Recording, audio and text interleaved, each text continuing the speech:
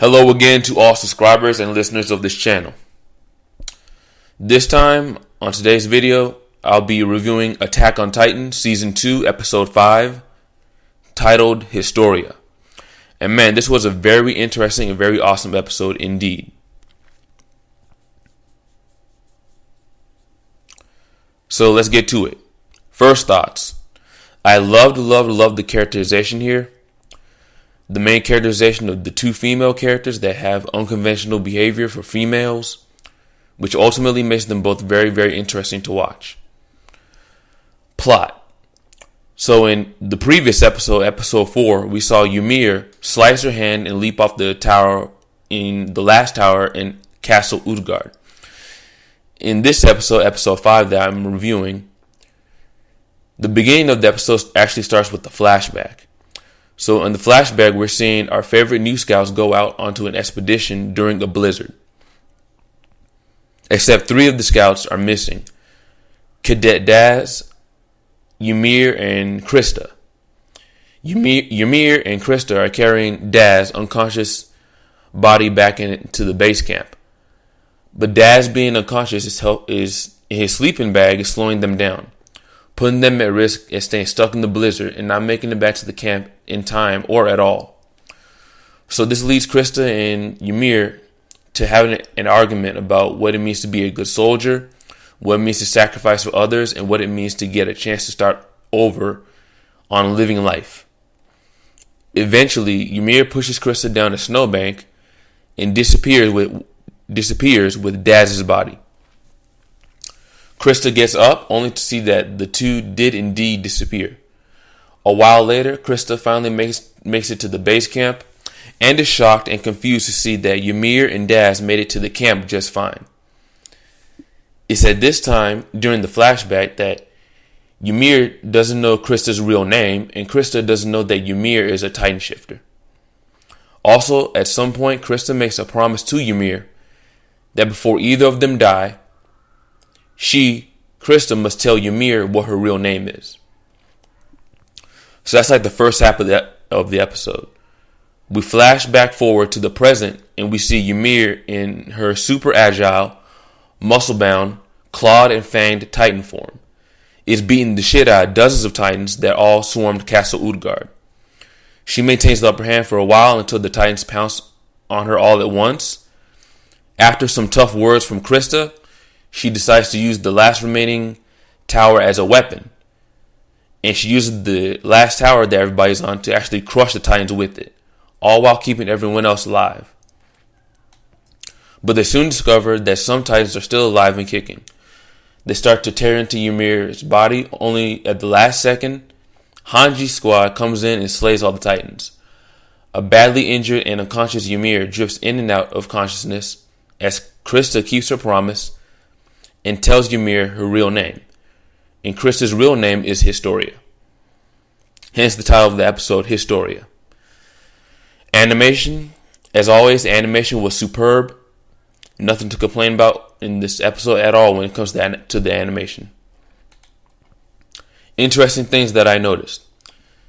There were a lot of interesting things in this episode that shows that Asayama Hajime, the writer of the manga, is a really good storyteller. And the guys that are producing the anime for the manga of Attack on Titan are doing a superb job as always. So let me go through it. The first thing I noticed is that in Season 2, Eren's voice sounds deeper and more mature somehow. And to me, that sounds a little bit more appropriate the way he sounds here compared to how he sounded in the first season. So whatever the voice actor for Eren's doing, he's doing it good and I like it. Number 2, on the opposite side, Mikasa's voice sounded kind of off in this episode. Especially towards the end when she's slaying the Titans. The voice sounded slightly too deep and too rough to me. So it's like the voice actress is forgetting that Mikasa is a teenager and she shouldn't sound that, I guess, imposing. Third thing I noticed. Now this thing that I really want to talk about.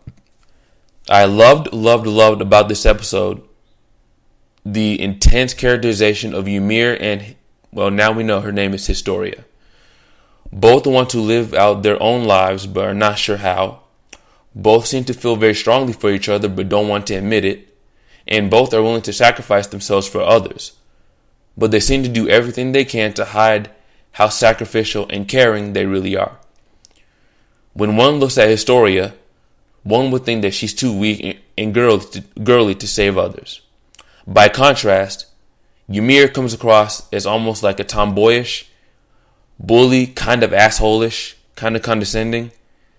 Yet deep down, both are actually very insecure about their life choices, and they do care deeply about helping others, even if that means they die. They both appear to have a very deep compassion for their fellow man, but they do a good job at hiding that compassion from others. Especially Ymir. I think she does that a little bit more than Historia, but they both do that. This is especially important because what we're seeing here is two female characters who are convincingly displaying a slightly more masculine attitude towards how they treat each other and how they treat others and other characters in the storyline. And it's well done. It's very well written. Too many times, characters end up very cliche and predictable, especially female characters, when it comes to how they emote. Female characters either sit down, bitch, cry, do absolutely nothing except that, basically constantly asking somebody else for help, and ultimately being fucking useless. Or they go the other extreme. The other extreme is female characters tend to be incredibly flawless. They never lose, they never cry, they never have a problem, and they never have any faults with their behavior or their characterization. And after a while, when female characters especially go into these two extremes, the female hero characters tend to get very, very boring and very annoying after a while. But Asayama Hajime, he doesn't do that. He's actually done a good job of creating characters that are very interesting from beginning to end. They never get boring. You never get tired of them. He's done such a good job making his female characters have depth and multi-dimensionality in Attack on Titan. Very good characterization. Very good dialogue. Sometimes even very good monologue. No Mary Sue's here. Very good job by Asayama Hajime. Number 4 thing that I noticed.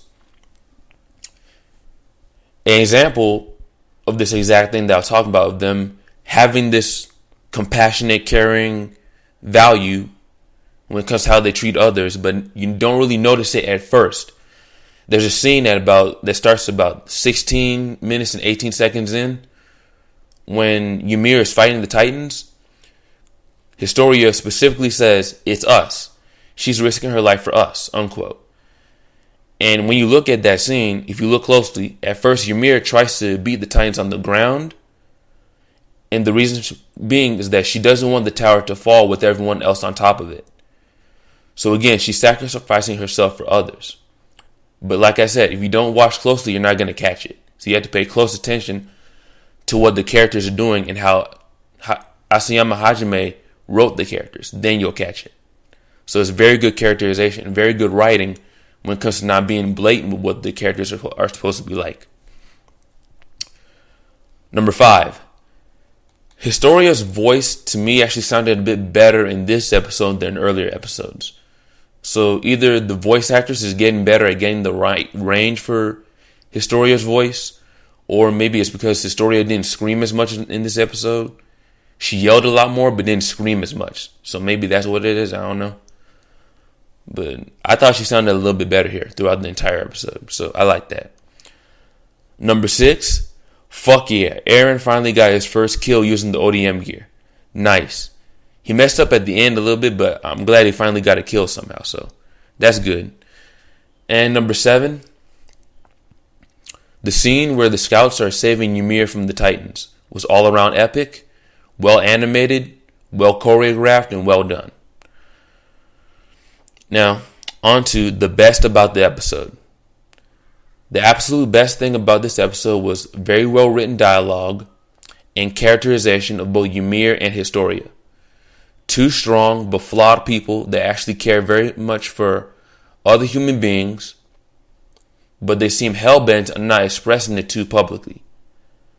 And that's the thing that's very hard to write for any character, and is much harder to write for a female character, and is relatively rare in female characters, at least from my standpoint.